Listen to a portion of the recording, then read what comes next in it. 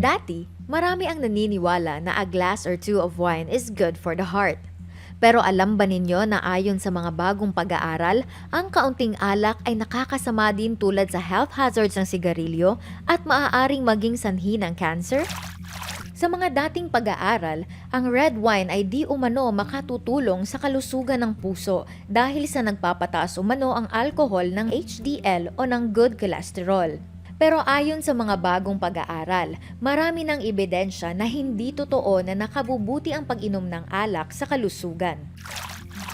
Sa iba pang pag-aaral, naobserbahan na ang benepisyo sa kalusugan ng pag-inom ng red wine ay dahil sa healthy habits na kasabay ng pag-inom ng alak at napagkamalian lamang na ang benepisyo sa puso ay dahil sa pag-inom ng alak. Sa mga bagong pag-aaral natuklasan na kahit kaunting alak lamang ay maaari nang magkaroon ng pagtaas ng presyon o high blood pressure at maaari din na maging sanhi ng sakit sa puso. Dagdag pa rito ang pagkakaroon ng atrial fibrillation o ang hindi normal na tibok ng puso na maaaring magdulot ng stroke at pamumuo ng dugo.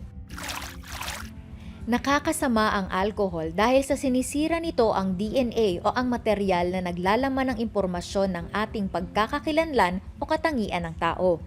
Kapag uminom ng alak, nagiging acetaldehyde ang alcohol at ang kemikal na ito ang sumisira sa DNA at pinipigilan din ng kemikal ang pag-repair o pagsasaayos kapag may nasira sa katawan.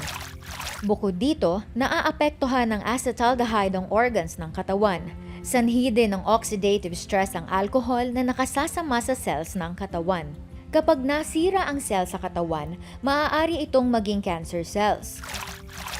Ilan sa mga uri ng cancer na direktang sanhi ng pag-inom ng alak ay ang cancer sa bibig at lalamunan, cancer sa atay, breast cancer, at colorectal cancer. Ang cancer sa atay at colorectal cancer ay bunga ng sobrang pag-inom ng alak, pero ang breast at esophageal cancer ay dahil sa pag-inom ng kahit anong dami ng alak.